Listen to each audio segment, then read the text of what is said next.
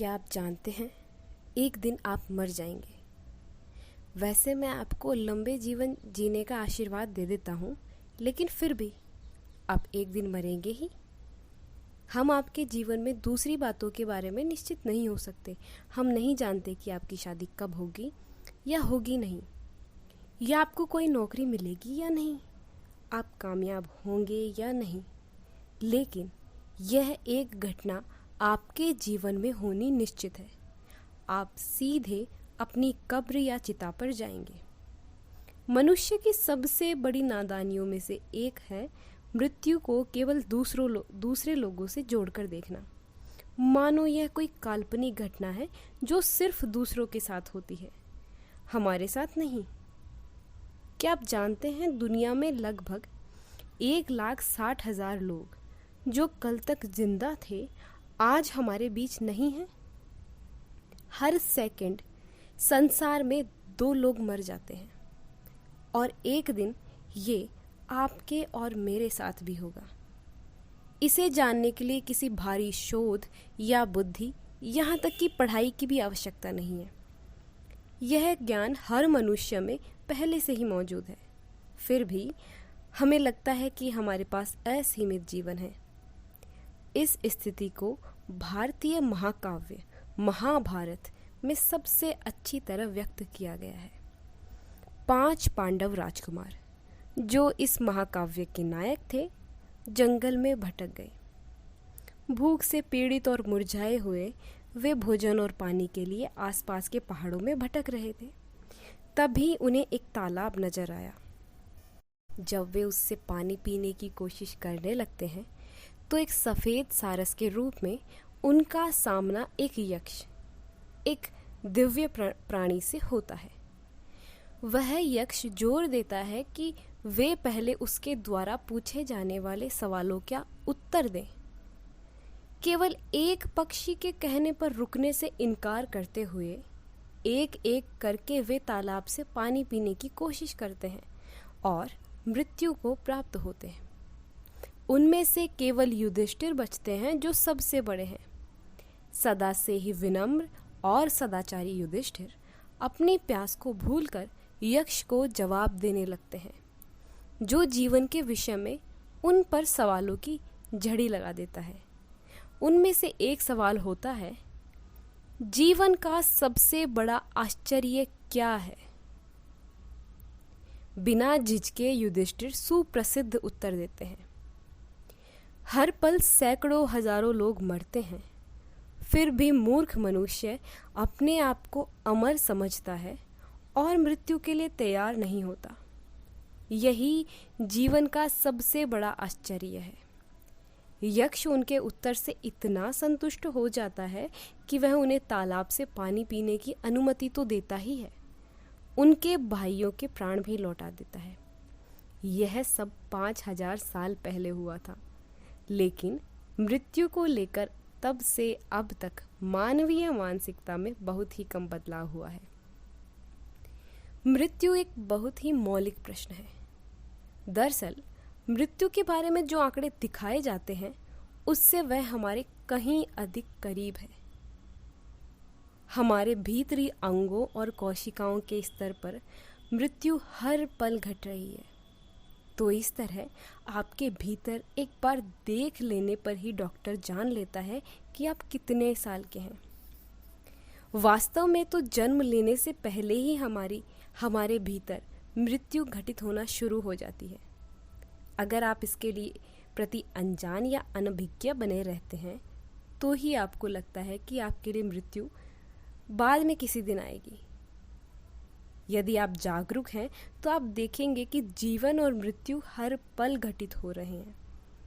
अगर आप थोड़ा और सचेतन होकर सांस लें तो आप पाएंगे कि हर आती हुई सांस में जीवन है और हर जाती हुई सांस में मृत्यु। जन्म लेते ही सबसे पहला काम जो एक बच्चा करता है वो है सांस लेना, और जो आखिरी काम आप अपने जीवन में करेंगे वो होगा सांस छोड़ना। अभी आप सांस छोड़ें और अगर अगली सांस न ले पाएं तो आप मर जाएंगे। अगर आप इसे समझ नहीं पाए हैं तो एक सांस लीजिए, अपनी नाक को बंद कीजिए और अगली सांस मत लीजिए। कुछ ही पलों में आपके शरीर की हर कोशिका जीवन के लिए तड़पना शुरू कर देगी। जीवन और मृत्यु का क्रम हर पल हो रहा है। हर सांस में वे दोनों एक साथ मौजूद हैं, उन्हें अलग नहीं किया जा सकता। उनका रिश्ता तो सांसों से भी आगे जाता है। सांस की प्रक्रिया तो केवल सहायक की भूमिका कर रही है, असली प्रक्रिया तो जीवन ऊर्जा या प्राण की है। वही भौतिक अस्तित्व को नियंत्रित करती है। प्राणों पर कुछ विशेष महारत हासिल करके कोई व्यक्ति लंबे समय के लिए सांस लिए बिना रह सकता है। सांस की आवश्यकता थोड़ी तात्कालिक है, लेकिन यह उसी श्रेणी में आती है जिसमें खाना और पानी। मृत्यु एक बहुत ही मूलभूत पहलू है, क्योंकि एक छोटी सी घटना और हो सकता है कि आप कल सुबह ना उठें। कल सुबह ही क्यों, कभी भी कुछ हो सकता है और अगले ही पल आपके जीवन की लौ बुझ सकती है। अगर आप किसी दूसरे प्राणी की तरह होते तो शायद आप ये सोचने में समर्थ नहीं होते, लेकिन जब आप मानव बुद्धि से संपन्न हैं तो आप जीवन के इतने महत्वपूर्ण पहलू को अनदेखा कैसे कर सकते हैं? आप कैसे इससे बच सकते हैं और ऐसे जी सकते हैं मानो आप यहाँ हमेशा रहने वाले हैं? ऐसा कैसे है कि यहाँ लाखों साल से रहने के बाद मनुष्य अभी भी मृत्यु के बारे में कुछ खास नहीं जानते? वैसे देखा जाए तो जीवन के बारे में भी कुछ नहीं जानते। हम जीवन के तमाम ताम झाम के बारे में तो जानते हैं, लेकिन जीवन के बारे में क्या जानते हैं? मौलिक रूप से यह स्थिति इसीलिए पैदा हुई क्योंकि आप भूल गए हैं कि इस ब्रह्मांड के परिदृश्य में आप कौन हैं और आपकी भूमिका क्या है। अगर हमारा यह सौर मंडल जिसमें है कल सुबह अचानक अदृश्य हो जाए तो इतनी बड़ी सृष्टि में इस पर किसी का ध्यान भी नहीं जाएगा। यह इतना छोटा है कि केवल एक कण मात्र है। सौर मंडल के इस कण में पृथ्वी एक बहुत ही छोटा सा कण है। इस बहुत छोटे कण में आपका शहर बहुत बहुत छोटा सा कण है और इसमें मौजूद आप एक बड़े आदमी हैं। यह बड़ी भारी समस्या है। जब आप अपने अस्तित्व का परिदृश्य पूरी तरह खो चुके हैं तो आप कैसे सोच सकते हैं कि जीवन और मृत्यु की प्रकृति के बारे में कुछ भी समझ पाएंगे? लोगों का मृत्यु को अनदेखा करते हुए अपनी अज्ञानता में जीने का एक कारण यह भी है कि दुनिया के धर्मों ने जीवन और मृत्यु के बारे में सभी तरह की बेतुकी कहानियां फैला दी हैं। उन्होंने हर चीज के लिए मूर्खतापूर्ण और बचकाने स्पष्टीकरण बना दिए हैं। मेरा जन्म कैसे हुआ? एक सारस तुम्हें लेकर आया। मरने के बाद तुम कहाँ जाओगे? स्वर्ग को। यह स्पष्टीकरण बहुत ही सरल लेकिन बेतुका है। कम से कम वे सारस से ज्यादा कुशल परिवहन के साधन का तो चुनाव कर सकते थे।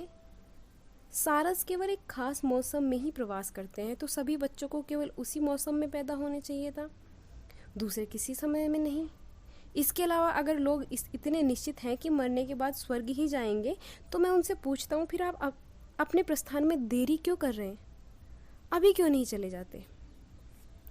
इन सभी बेतुकी कहानियों ने जीवन और मृत्यु के विषय में मनुष्य की मौलिक जिज्ञासा को बुझा दिया है। वरना अगर जीवन के दुख और विपत्तियों ने ऐसा नहीं किया होता तो सच्ची जिज्ञासा बहुत से लोगों को इस बुनियादी सवाल का जवाब खोजने के लिए प्रेरित करती है।